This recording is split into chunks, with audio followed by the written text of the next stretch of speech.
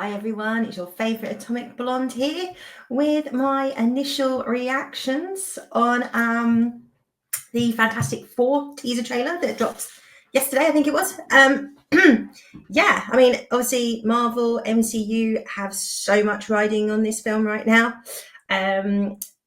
Given the slate we've got coming up this year, really the only two things I think there's any buzz around is Daredevil Born Again, which we get next month. And obviously this film, Fantastic Four First Steps, which is still a terrible name. So, we got that really horrible teaser to a teaser with the kids just running around giggling, getting to a TV.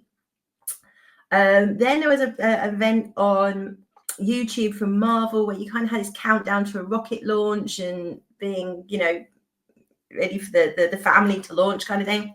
And then we finally got the trailer yesterday. Now, I think when I've discussed this before, I like pretty much the casting bar Reed Richards. As I said, Pascal is a bit of a male bimbo, right? A himbo. So him playing the smartest man in the world doesn't really fly. And what we've seen initially from that trailer, he doesn't appear to be great, but hey, it was mainly Sue Storm, so hard to say.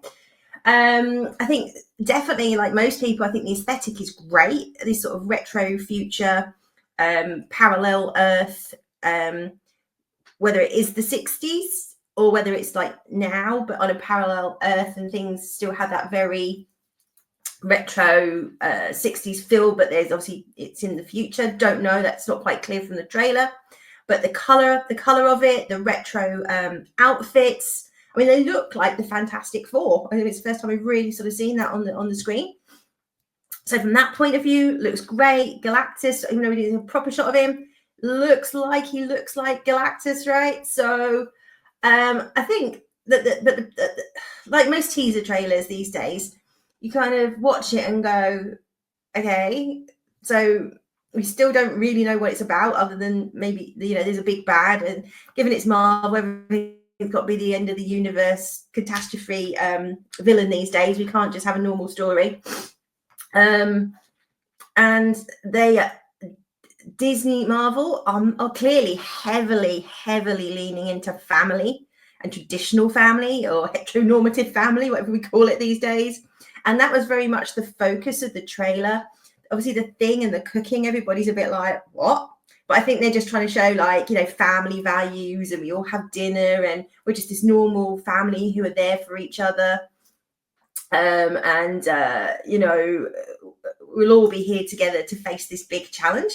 But past that, I mean, obviously, we don't really know they've been pretty tight-lipped.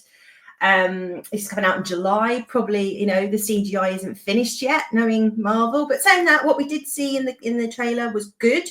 I mean, we've had so much duff CGI from Marvel over the last, pretty much since Quantumania.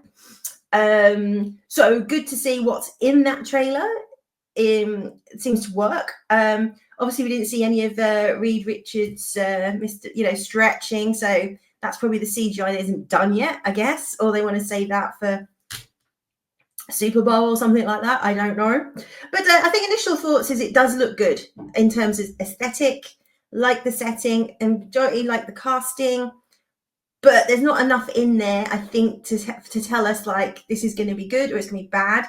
Not a lot of dialogue. So we don't know if we're going to get the normal Marvel sort of cheesy, everything has to have a joke at the end of it. They can't just do something, serious for a little bit. Don't know. But I'm looking forward to seeing this based on what I've just seen. It's interesting sort of comparing this to the Superman trailer.